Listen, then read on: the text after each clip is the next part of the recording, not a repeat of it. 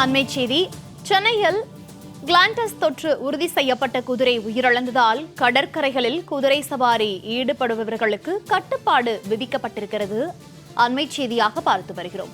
சென்னையில் கிளாண்டஸ் தொற்று உறுதி செய்யப்பட்ட நிலையில் தொடர்ந்து கால்நடை பராமரிப்பு துறையினர் குதிரைகளின் மாதிரிகளை சேகரித்தனர். இந்நிலையில் ஊட்டி, கொடைக்கானல் உள்ளிட்ட சுற்றுலா தலங்களிலும் குதிரை சவாரியில் ஈடுபடுபவர்களுக்கு வழிகாட்டு நெறிமுறைகளை தற்போது கால்நடை பராமரிப்புத்துறை வெளியிட்டிருக்கிறது. அண்மை செய்தியாக பார்த்து வருகிறோம். குதிரை சவாரியில் ஈடுபடுபவர்கள் முறையாக வழிகாட்டு நெறிமுறைகளை பின்பற்ற வேண்டும் என கால்நடை பராமரிப்புத்துறை அறிவுரை வழங்கியிருக்கிறது. குதிரையின் இருப்பிடங்கள் மற்றும் உபகரணங்களை முறையாக சுத்தம் செய்து கிருமிநாசினி கொண்டு சுத்தம் செய்து அதற்கு பிறகு பயன்படுத்த வேண்டும் என்றும் அறிவுறுத்தல்களை வழங்கியிருக்கிறது. விவரங்களோடு செய்தியாளர் ஜெயலானி இணைப்பில் இருக்கிறார். ஜெயலானி வணக்கம். தற்போது குதிரைகளுக்கு கிளாண்டஸ் தொற்று உறுதி செய்யப்பட்ட நிலையில் தற்போது ஒரு குதிரையானது உயிரிழந்த நிலையில் கால்நடை பராமரிப்பு துறையினர் வழிகாட்டு நெறிமுறைகளை வெளியிட்டிருக்கிறார்கள். இது தொடர்பான விவரங்கள். வணக்கம் மோனிகா. சென்னையில் இருந்தக்கூடிய ஒரு குதிரைக்கு கிளாண்டஸ் நோய் தொற்று பாதிக்கப்பட்டு உயிரிழந்த சம்பவம் என்பது ஒட்டுமொத்தமாக பரபரப்பை ஏற்படுத்தியது.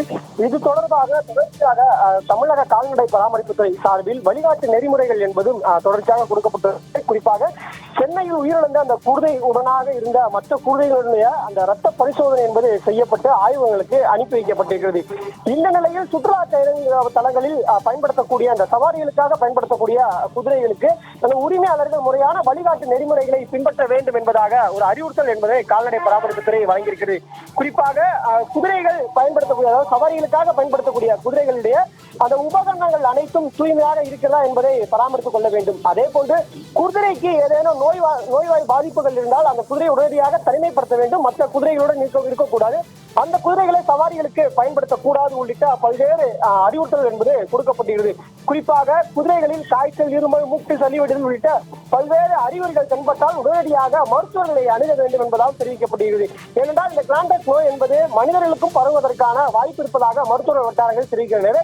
இது தொடர்பான முன்னெச்சரிக்கை நடவடிக்கைகளை தற்போது சுகாதாரத்துறை தரப்பில் தீவிரமாக மேற்கொண்டு வருகிறது. கால்நடை பராமரிப்புத்துறை சார்பில் ஏற்கனவே சென்னையில் இருக்கக்கூடிய மற்ற குதிரைகளுடைய அந்த மாதிரிகள் என்பது சேகரிக்கப்பட்டு ஆய்வுகளுக்கு அனுப்பி வைக்கப்பட்டிருக்கிறது. இரண்டு குதிரையை தவிர மற்ற ஏதேனும் குதிரைக்கு இந்த நோய் பாதிப்பு என்பது உறுதி செய்யப்பட்டிருக்கிறது என்பது தொடர்பான ஆய்வு என்பது ஒரு விடத்தில் நடைபெற்று வருகிறது.